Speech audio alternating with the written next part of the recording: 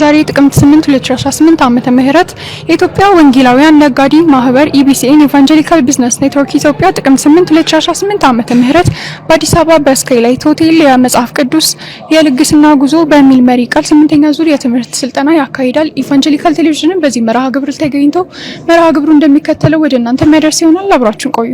የኢትዮጵያ ወንጌላውያን ነጋዴ ማህበር ኢቢኤን ኢቫንጀሊካል ቢዝነስ ኔትወርክ ኢትዮጵያ ጥቅምት 8 2018 ዓመተ ምህረት በአዲስ አበባ በስካይላይት ሆቴል የመጽሐፍ ቅዱስ ልግስና ጉዞ በሚል መሪ ቃል 8ኛ ዙር የትምህርትና የራዕይ ማጋራት መርሃ ግብሩን አካሂዷል። መርሃ ግብሩን ሐዋርያ ሳሙኤል ሽራንጎ በእንኳን ደህና መጣችሁ መልእክት ከፍተው በጸሎት ፓስተር አማኑኤል ሽራንጎ እንዲሁም በዝማሬ አቤል አየለ አገልግለዋል። በዚህ መጽሐፍ ቅዱሳዊ የልግስና ጉዞ በሚል መሪ ከተዘጋጀው መርሃ ግብር ዋና የስራ አስፈጻሚዎች፣ ባለሀብቶችና ዓለም አቀፍ እንግዶች አጋር አካላት በአጠቃላይ ከ200 በላይ ተሳታፊዎችን አሳትፈዋል። ስብሰባውም የኢትዮጵያን የክርስቲያናዊ የቢዝነስ አመራርን በመቅረጽ ላይ ያተኮረ ነው። በመቀጠልም በመርሃ ግብሩ ላይ ሐዋርያ ሳሙኤል ሽራንጎ ከእግዚአብሔር ጋር ሰራተኛ ሆኖ መገኘት ትልቅ እድል ነው በማለት በመስጠት ጸጋ መጨመር፣ እግዚአብሔር በህይወታችን በሚልከው ዓላማ ትኩረት ስለማድረግ፣ የልግስና ህይወትን ስለመኖርና ሌሎች ርዕሶችን በማንሳት የእግዚአብሔርን ቃል አካፍለዋል። በመርሃ ግብሩም 3 ሚሊዮን ጣዖታት በሚመለኩበት ክሩሴድ ማካሄድ በማይቻልባት ህንድ ሀገር ሞዘሪን አካባቢ ባሉ ማህበረሰቦች ወንጌልን ለመድረስ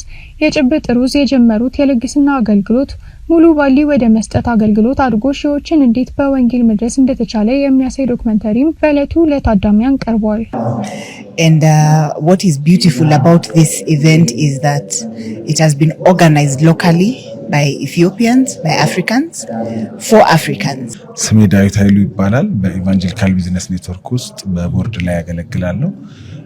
ከዚህ በፊት እንደምናደርገው በየሁለት ወሩ እንደምናደርገው የብሬክፋስት ሚቲንግ በኢቫንጀሊካል ውስጥ ያሉትን ነጋዴዎች እየሰበሰብን እንመካከራለን፣ አብረን ኔትወርክ እናደርጋለን።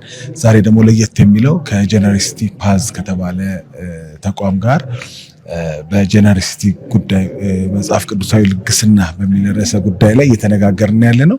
ዛሬ የሙሉ ቀን ወርክሾፕ ነው እየተደረገ ያለው በዚህ በስካይላይት ሆቴል።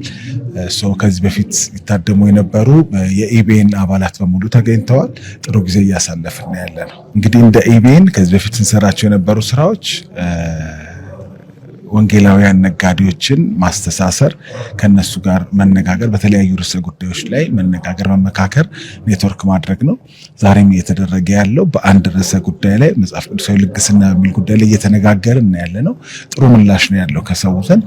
እንግዲህ ከዚህ በኋላ ምናልባት በኢትዮጵያ ውስጥ ያሉ የኢቫንጀሊካል ነጋዴዎችን አስተባብረን እንዴት በልግስና እግዚአብሔር መንግስት እንደምናገለግል የምንዘረጋው መንገድ ይኖራል ብለን እናስባለን። My name is Deng Jesholek, Bishop and the founder of Building Ministries International from South Sudan and the chairperson of the Council of Evangelical Churches of South Sudan.